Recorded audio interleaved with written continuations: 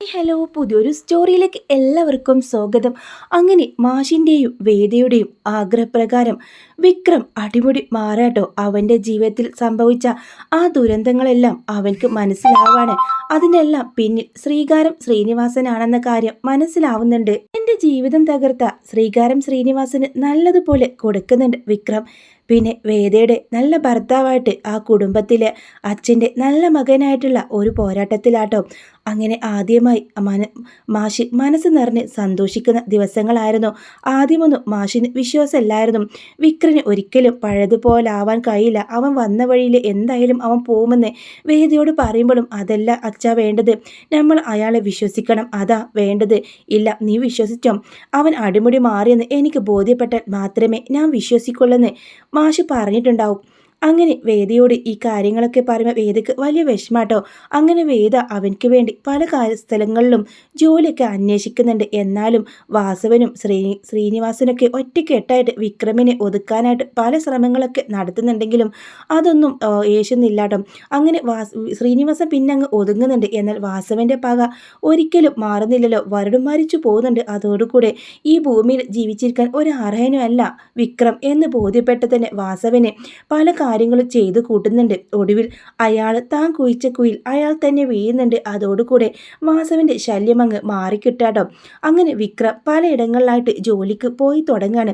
പക്ഷേ അവിടെ എല്ലാം ഇന്റർവ്യൂവിനൊക്കെ പോണ സമയത്തും വിക്രമിന്റെ ഒരു ബാക്ക്ഗ്രൗണ്ട് അന്വേഷിക്കുമ്പോൾ ഒരു ഗുണ്ടയായിരുന്നു എന്ന് കേട്ടതോടുകൂടെ അവിടെ എല്ലാം ജോലി പതിവായിൽ ഉപേക്ഷിക്കേണ്ടി വരാണ് വിക്രമിന്. ഇത് കേട്ട അവനക്ക് വലിയ വിഷമാവുന്നുണ്ട്.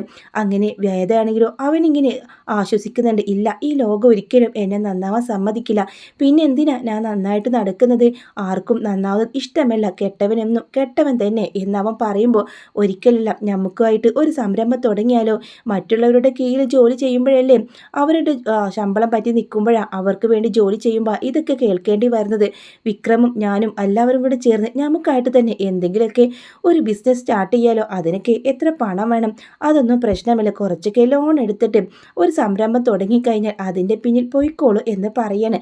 അങ്ങനെ ഈ ഒരു വണ്ടീൻ്റെയൊക്കെ എന്തൊക്കെയോ ഒരു വർക്ക്ഷോപ്പും കാര്യങ്ങളായിട്ടൊക്കെ വിക്രം തുടങ്ങുന്നുണ്ട് കേട്ടോ. വേദയുടെ ഒരു ഐഡിയ ആയിരിക്കും. അങ്ങനെ വിക്രമിൻ്റെ കൂട്ടുകാരുണ്ടല്ലോ വിക്രമിൻ്റെ കൂടെ തന്നെ അങ്ങനെ അധ്വാനിച്ച് വീട്ടിലേക്ക് കൊണ്ടുവരാൻ തുടങ്ങാണ്.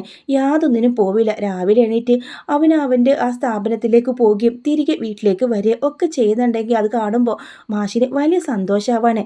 അന്ന് മാഷ് പതിവ് പോലെ എല്ലാവരോടും കൂടെ വിക്രമിനെയൊക്കെ മാഷിൻ്റെ തൊട്ടരികിൽ ഇരുത്തിക്കൊണ്ട് ഭക്ഷണം കഴിക്കാട്ടോ.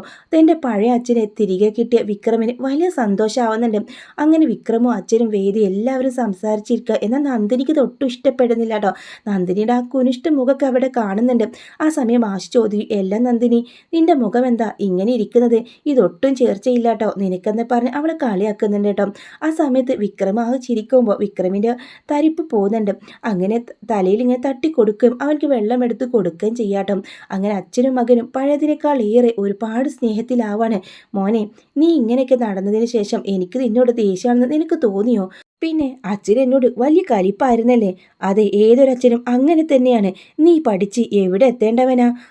ആ സമയത്ത് എൻ്റെ മനസ്സിലുള്ള വേദനയും വിഷമാണ് നിന്നോടുള്ള ദേഷ്യമായി മാറിയത്. എന്നാലും അച്ഛാ, ഞാൻ അന്ന് എത്ര പറഞ്ഞു അത് ഞാൻ ചെയ്തില്ലെന്ന്, എന്നിട്ട് അച്ഛൻ വിശ്വസിച്ചോ? മതി മതി, ഇനി അതൊക്കെ പറഞ്ഞ് വെറുതെ രണ്ടുപേരും കൂടെ മനസ്സ് വിഷമിക്കേണ്ട. അതൊക്കെ കഴിഞ്ഞു. ഇനി അങ്ങനെ ഒരു ജീവിതം വിക്രമിൻ്റെ ജീവിതത്തിൽ ഉണ്ടായിട്ടില്ല എന്ന് തന്നെ കരുതുക. അങ്ങ് മായ്ച്ച് കളഞ്ഞേക്ക്. ഇനി അച്ഛനും മോനും അതിനെക്കുറിച്ചൊന്നും പറയണ്ട. തെന്നട മോനെ എന്ന് ചോദിച്ച് അവനെ വെറുതെ ഇങ്ങനെ ഇക്കിളിയാക്കിക്കൊണ്ടിരിക്കാട്ടോ. അച്ഛൻ വളരെ സന്തോഷത്തിലാണെന്ന് വേദക്ക് ആ മുഖം കണ്ടപ്പോൾ തന്നെ മനസ്സിലാകുന്നുണ്ട്. അങ്ങനെ മകന് അച്ഛൻ്റെ വായിലും അച്ഛൻ മകൻ്റെ വായിലൊക്കെ ചോറ് വാരി കൊടുക്കുന്നുണ്ട്. നല്ല സന്തോഷത്തിലായിരിക്കട്ടോ മാഷി. അങ്ങനെ കിടക്കാൻ നേരത്ത് നമ്മുടെ മാഷി കമലാമ്മയോട് പറയുന്നുണ്ട്, കമല, ഇന്ന് ഞാൻ വളരെ ഹാപ്പിയാണ്, ഇനി മരിച്ചു പോയാലും എനിക്ക് യാതൊരു പ്രശ്നമില്ല. അയ്യോ, എന്താ മാഷേ ഇങ്ങനെയൊക്കെ പറയുന്നത്? മാഷി മരിച്ചാൽ എനിക്കാരാ ഉള്ളത്? നിനക്ക് വേദമോളും വിക്രമൊക്കെ നിന്നെ പൊന്നു പോലെ നോക്കും, അവർ മതിയോ എൻ്റെ കൂടെ? മാഷില്ലാത്തൊരു ലോകത്തെക്കുറിച്ച് ഞാൻ ചിന്തിച്ചിട്ട് പോലുമില്ല. അതൊക്കെ ഞാൻ വെറുതെ പറഞ്ഞതല്ലടോ. ഇനി ഒരുപാട് കാലം നമ്മൾ സന്തോഷത്തോടെ ഇവിടെ ഉണ്ടാവും. നമ്മുടെ മോനായിരുന്നു നമ്മുടെ എല്ലാ പ്രതീക്ഷയും. മറ്റുള്ള രണ്ടുപേരും പഠിക്കാൻ മടിയന്മാരായതുകൊണ്ട് തന്നെ അവരിൽ എനിക്കൊരു പ്രതീക്ഷയൊന്നും ഉണ്ടായിരുന്നില്ല. പക്ഷേ വിക്രമിൽ ഒരുപാട് പ്രതീക്ഷ ഉണ്ടായിരുന്നു. പഠിച്ച് വലിയ ആളായില്ലെങ്കിലും ഇനിയും അവനൊരു തല്ലിനും വഴക്കിനൊന്നും പോവില്ലെന്ന് കേട്ടപ്പോൾ തന്നെ എനിക്ക് എല്ലാം ആശ്വാസമായി. എനിക്കിപ്പോൾ സന്തോഷവാനാണ്. അവൻ്റെ കാര്യത്തിൽ ഇനി ഞാനൊന്നും പേടിക്കില്ല. എല്ലാം വേദമോൾ നോക്കിക്കോളും. നീ പറഞ്ഞ പോലെ അവൾ ഈ വീട്ടിലേക്ക് വന്നപ്പോഴാണ് എല്ലാത്തിനും ഒരർത്ഥം ഉണ്ടായത്. അവൾ അവനെ നന്നാക്കുമെന്ന് നിന്റെ വിശ്വാസം തെറ്റിയില്ലല്ലോ. ഇതെല്ലാം വേദയും വിക്രമും പുറത്തുനിന്ന് കേൾക്കുമ്പോൾ അവർക്കും രണ്ടുപേർക്കും വലിയ സന്തോഷമാവുന്നുണ്ട് കേട്ടോ. അങ്ങനെ അവർ രണ്ടുപേരും കൂടെ അങ്ങ് കിടക്കാൻ വേണ്ടി പോവാണ്. രാവിലെ കമലാമ്മ കുറച്ച് വൈകിയാണ് എണീക്കുന്നത്. ആ സമയത്ത് പറമ്പിലേക്ക് പോയിരിക്കേണ്ട മാഷിനെ നോക്കുമ്പോൾ മാഷ് നല്ല ഉറക്കാണ്. എന്ത് പറ്റി? മകനുമായിട്ട് ഊണൊക്കെ കഴിച്ച് നല്ല മയക്കത്തിലാണല്ലോ, ഇതുവരെ എണീറ്റില്ലേ? ഞാനും അല്പം വൈകിയല്ലോ എന്ന് പറഞ്ഞുകൊണ്ട് മാഷിനെ ഇങ്ങനെ കുലുക്കി വിളിക്കുമ്പോൾ മാഷിൻ്റെ വായിലൂടെയും മൂക്കിലൂടെയൊക്കെ രക്തം വന്നതായിട്ട് കമലാമ്മക്ക് തോന്നാണ്. അപ്പം തന്നെ കമലാമ്മ നല്ല വിളിക്കുന്നുണ്ട്, എടാ മോനെ വിക്രം, വേദ എന്നൊക്കെ പറഞ്ഞ് എല്ലാവരെയും വിളിക്കുമ്പോൾ എല്ലാവരും വരാട്ടോ. മാഷാണെങ്കിലും ഒരു ആട്ടോ അനിക്കോ ഒന്നും ഉണ്ടാവില്ല. അയ്യോ, എല്ലാവരും ഇങ്ങനെ കരച്ചിലൊക്കെ തുടങ്ങി. അച്ഛൻ വിളിച്ചിട്ട് വിളി കേൾക്കുന്നില്ല. അപ്പോൾ ഡോക്ടർ പെട്ടെന്ന് തന്നെ വിക്രം പോയിട്ട് ഒരു ഡോക്ടറുമായിട്ട് വരുന്നുണ്ട്. എന്നിട്ട് നോക്കണ സമയത്ത് ഇത് രാത്രി ഒരു അറ്റാക്ക് ഉണ്ടായതാണ്, മാഷി പോയി എന്ന് പറയുമ്പോൾ എല്ലാവരും നിലവിളിക്കുന്നുണ്ട് കേട്ടോ. വളരെ സന്തോഷത്തിലാണ് അദ്ദേഹം പോയെന്ന കാര്യം മനസ്സിലാവാണ് വേദക്ക്. ഒരു ചെറു പുഞ്ചിരി ചുണ്ടിൽ ഒളിച്ചു കിടപ്പുണ്ട്. അങ്ങനെ പിന്നെ മാഷിനുള്ള അന്ത്യകർമ്മത്തിനുള്ള കാര്യങ്ങളൊക്കെ നോക്കുക. സ്നേഹിച്ച് കൊതിതീരിന് മുമ്പേ വിക്രമിന് തൻ്റെ അച്ഛനെ നഷ്ടപ്പെട്ട അവൻ അമ്മയും കെട്ടിപ്പിടിച്ച് പൊട്ടിക്കരയുന്നുണ്ട്. ഇങ്ങനൊന്നും ഒരിക്കലും പ്രതീക്ഷിച്ചതല്ല. ഒരുപാട് നാളത്തേക്ക് ശേഷം മനസ്സ് നിറഞ്ഞ് അച്ഛൻ ചിരിച്ചതും സന്തോഷത്തോടെ ഭക്ഷണം കഴിച്ചതും ഇന്നലെ രാത്രിയായിരുന്നു.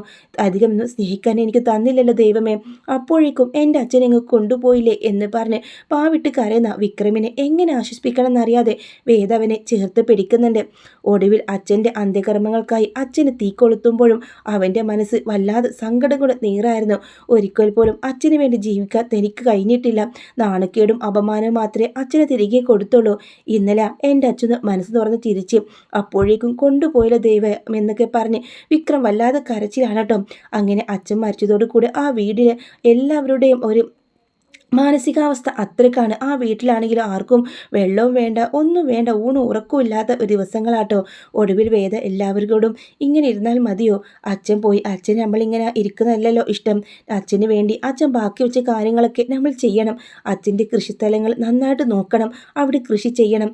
അതുപോലെ വിക്രം എന്താവണമെന്നായിരുന്നു അച്ഛൻ്റെ ആഗ്രഹം. അതുപോലെ മാഷിനെ ഒരു പേരുദോഷം ഉണ്ടാക്കാതെ എല്ലാവരും ജീവിക്കണം. എന്താ അമ്മ ഇങ്ങനെ ചടഞ്ഞുകൂടി ഇരുന്നാൽ മതിയോ? അച്ഛൻ ബാക്കി വെച്ച കാര്യത്തിൽ നിന്ന് ഒന്നിനും തന്നെ തുടങ്ങേണ്ടേ എന്ന് പറഞ്ഞ് എല്ലാവർക്കും ഒരു പുതുജീവൻ നൽകാട്ടോ വേദ. അച്ഛൻ പോയതോടുകൂടെ വിക്രമിൻ്റെയും ജീവിതത്തിൽ വല്ലാതൊരു പ്രതിസന്ധിയിലാണ്. വീണ്ടും അവനെ ആ മറ്റൊരു ജീവിതത്തിലേക്ക് കൊണ്ടുപോവാട്ടോ. വാസവൻ വീണ്ടും ഉടലെടുത്ത് അവിടേക്ക് വരുന്നുണ്ട്. അവന് വേദയാണ് അവരുടെ ലക്ഷ്യം. അങ്ങനെ വേദയെ ഒരു ഗർഭിണിയായിരിക്കുന്ന സമയത്താണ് വീണ്ടും ആക്രമണം ഉണ്ടാവുന്നത്. ഒടുവിൽ ഇവിടെ നിന്ന് തൻ്റെ കുഞ്ഞിനെയും കൂടെ നഷ്ടപ്പെടുമെന്ന് മനസ്സിലാക്കിയ വേദ ആ വീട്ടിൽ നിന്ന് ഇറങ്ങിപ്പോവാണ്. പിന്നെ പ്രസവിച്ചതിന് ശേഷം ആ കുഞ്ഞിനോട് പോലും പറയുന്നില്ല തൻ്റെ അച്ഛൻ ആരാണെന്ന കാര്യം. ഒടുവിൽ വേദയ്ക്ക് വലിയൊരു ആക്സിഡൻറ്റ് സംഭവിക്കുന്നുണ്ട്. ആ മരിക്കാൻ സമയത്താണ് വേദ തൻ്റെ മകളോട് തൻ്റെ അച്ഛൻ വിക്രമാണെന്ന കാര്യമൊക്കെ പറയുന്നുണ്ടോ. പക്ഷെ വേദ മരിക്കുന്നില്ല. തമിഴിൻ്റെ ഒരു ഇതാട്ടോ, തമിഴ് സീരിയൽ ഇങ്ങനെയൊക്കെ വന്നിട്ടുണ്ട് കേട്ടോ. വേദക്ക് ഒരു 5 വയസ്സുള്ള മകളൊക്കെ ഉണ്ട്. ഇതിന് ശേഷം ആണ് ആ കുഞ്ഞിനോട് തൻ്റെ അച്ഛൻ വിക്രമാണെന്നൊക്കെ പറയുന്നത്. വിക്രമിന് ആ കുഞ്ഞിനെ അറിയാം, പക്ഷെ തൻ്റെ അച്ഛനാണെന്ന് അറിയില്ല. അങ്ങനെയുള്ളൊരു കിടൽ എപ്പിസോഡൊക്കെ ആട്ടോ. ഇത് ഒരുപാട് എപ്പിസോഡിൻ്റെ ഒരു കുഞ്ഞു റിവ്യൂ ആണ്. മാഷി അവരെ വിട്ടു പോകുന്നുണ്ട്. അതിൽ വലിയ സങ്കടമാട്ടോ. മാഷും കമലാമ്മയും എങ്ങനെയാണോ ആ കുടുംബം നോക്കിയത് അതിൻ്റെ വലിയൊരു ഉത്സാഹം തന്നെ. പിന്നെ അതൊരു വീടല്ലാത്ത പോലെ തോന്നുക. പിന്നെയും അവർക്കിടയിൽ പല പ്രശ്നങ്ങളൊക്കെ വരുന്നുണ്ട്. കമലാമ്മക്ക് ഒറ്റപ്പെട്ടു പോകും. വളരെ ഒരു ദയനീയമായിട്ടുള്ള ഒരു എപ്പിസോഡൊക്കെയാണ് കേട്ടോ ഇനി വരാൻ പോകുന്നത്. എന്തായാലും വീഡിയോ നിങ്ങൾക്ക് ഇഷ്ടമാണെങ്കിൽ ലൈക്ക് ചെയ്യാനും ചാനൽ സബ്സ്ക്രൈബ് ചെയ്ത് സപ്പോർട്ട് ചെയ്യാനും മറക്കല്ലേ.